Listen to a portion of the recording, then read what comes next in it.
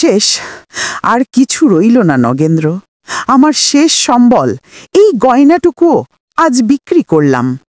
শোনো, এটা শুধু টাকা নয়, এটা আমার জাতির শেষ আশা, তাদের অন্তরের পবিত্র বিশ্বাস।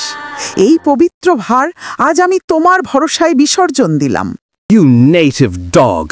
How dare you lay your filthy hands on the gentleman's game? আমায় নেবেন নগেন্দ্রদা?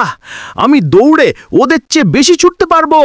নগেন্দ্র বলে, এই মাঠে কোনো জাত নেই, ধর্ম নেই, এখানে আছে শুধু ভারত মাতা। তোমরা সবাই আমার দল, ঐক্যের শক্তি নিয়ে খেলবো আমরা।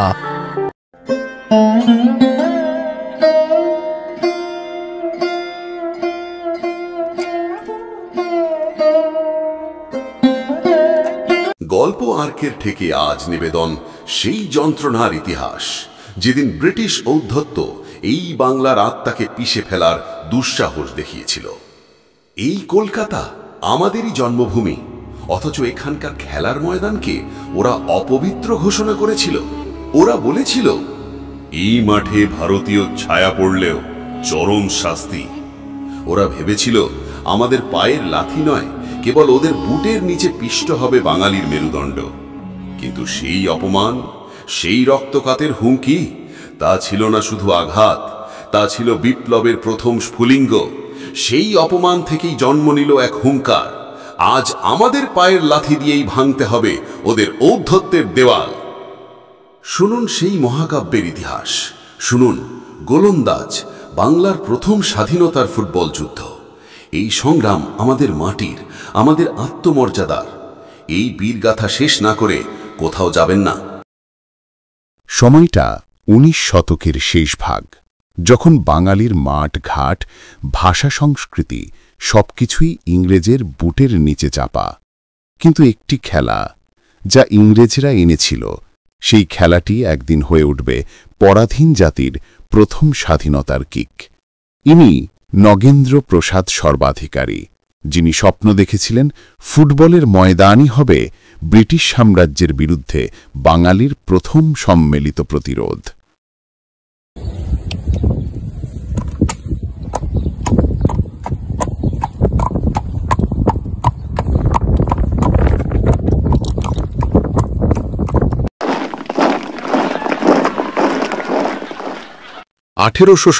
সাল, 8 বছরের বালক নগেন্দ্র প্রসাদ তার মায়ের সঙ্গে যাচ্ছিলেন। ফোর্ট উইলিয়ামের পাশে ইংরেজ সৈন্যদের খেলায় তার চোখ আটকে গেল।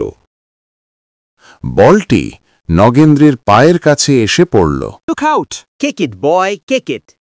নগেন্দ্র পা দিয়ে বলটিকে নিখুঁতভাবে কিক করল। সেটি ছিল শুধু একটি কিক নয়, সেটি ছিল নিয়তির এক অদৃশ্য নির্দেশ, এক প্রথম ভারতীয়র পায়ে ফুটবলের প্রথম স্পর্শ, যা এক জাতির ভাগ্য বদলে দেবে। কিন্তু নিয়তির সেই কিক থেমে থাকেনি। 2 বছর পর 1889 সালে সেই বালক আজ যৌবনের প্রারম্ভে, আর তার পায়ে ফুটবলের স্পর্শ এবার ডেকে আনল ইংরেজদের তীব্র রোষ।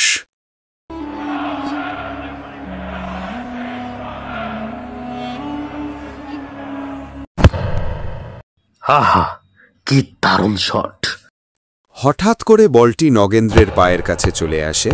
নগেন্দ্র দ্রুত কিক করে বলটি ফিরিয়ে দেওয়ার কারণে কর্নেল গ্র্যান্ট চিৎকার করে নগেন্দ্রকে বলে, You native dog!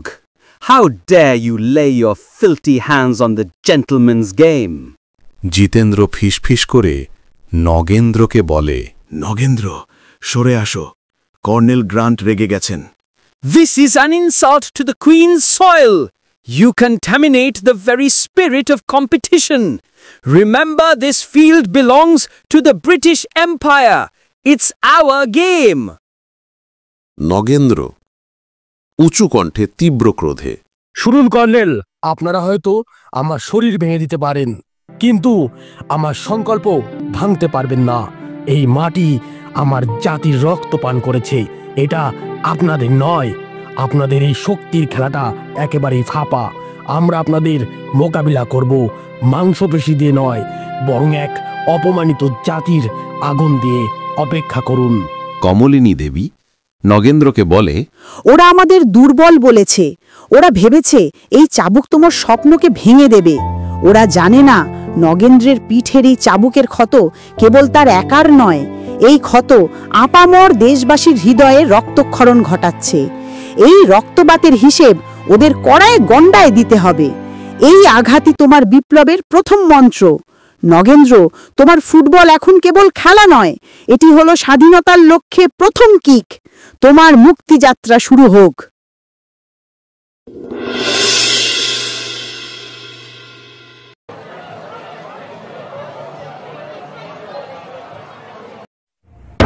নগেন্দ্র দৃঢ় উত্তেজিত হয়ে বলে, ভয় পাচ্ছ জিতেন্দ্র? ওরা আমাদের সম্পদ কেড়েছে, স্বাধীনতা কেড়েছে, এবার ওরা কেড়ে নিতে চায় আমাদের আত্মমর্যাদা। বিনোদ নগেন্দ্রকে বলে, এখন উপায় কি? নগেন্দ্র, কিছু ভাবলে? নগেন্দ্র বলে, ওরা বলেছিল আমরা মেরুদণ্ডহীন। ফুটবল আজ প্রমাণ করবে আমাদের মেরুদণ্ড কতটা শক্ত। আজ থেকে আমাদের ফুটবল টিম হলো এই দেশের প্রথম সম্মিলিত প্রতিরোধের দল। বয়েজ ক্লাবের জন্ম হলো, আর এই দল কোনোদিন হারবে না। জয় হোক ভারত মাতার।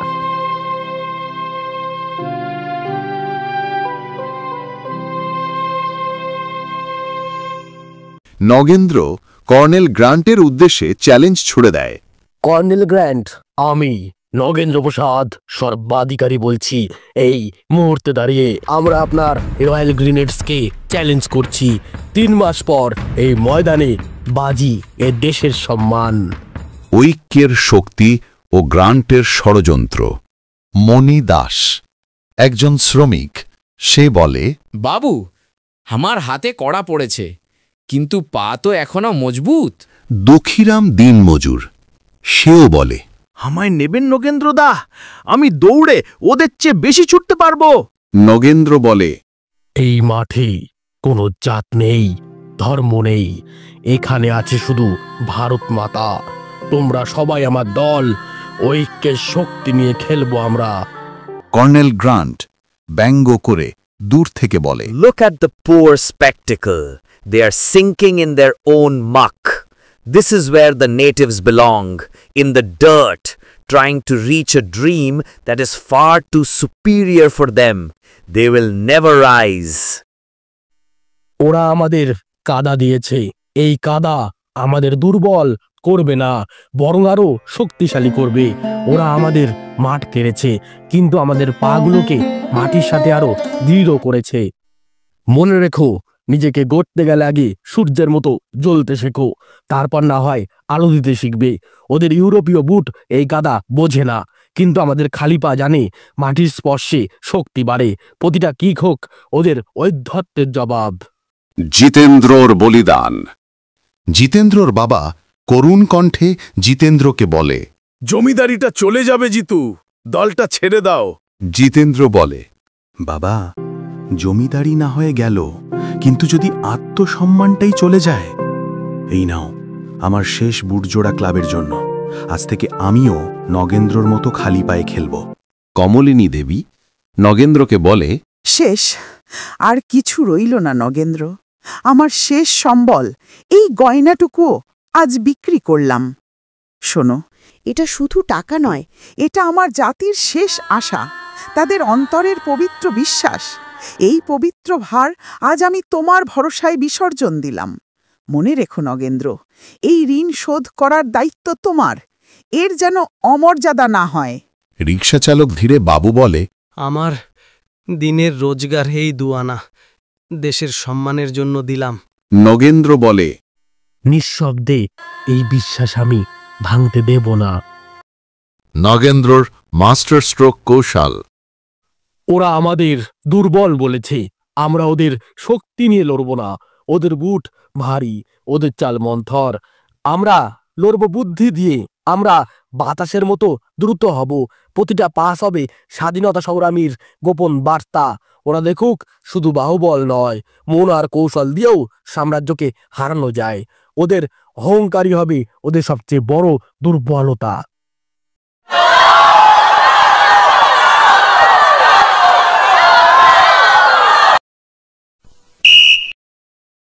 এই ময়দান আজ যেন গোটা ভারতের প্রতিচ্ছবি। ব্রিটিশ রয়্যাল গ্রেনেডস আর আমাদের boys club, half time, score 0-0, টান টান উত্তেজনা।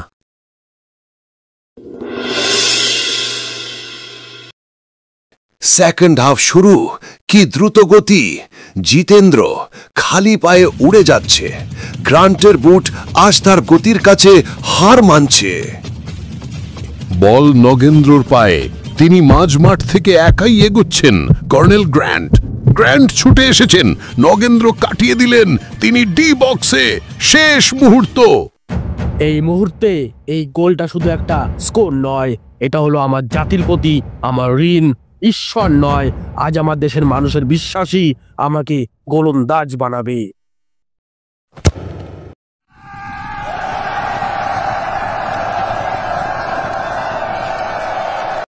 গোল! গোল!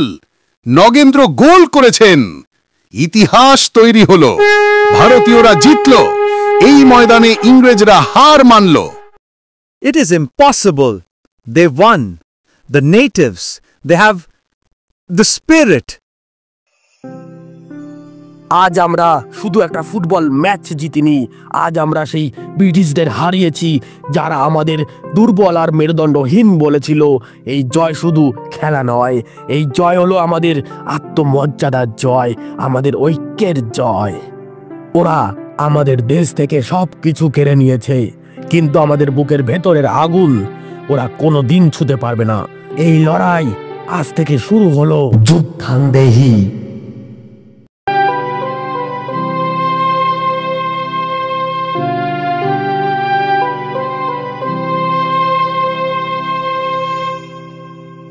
আজকের মতো গোলন্দাজের এই গল্পটি এখানেই শেষ হল। পরবর্তী আকর্ষণীয় এবং রোমাঞ্চকর গল্প শুনতে অবশ্যই আমাদের চ্যানেল গল্প আর্কের ঠেকের সাথে থাকুন। গল্পটি ভালো লাগলে একটি লাইক দিয়ে দিন, বন্ধুদের সাথে শেয়ার করুন এবং অবশ্যই সাবস্ক্রাইব করতে ভুলবেন না যেন।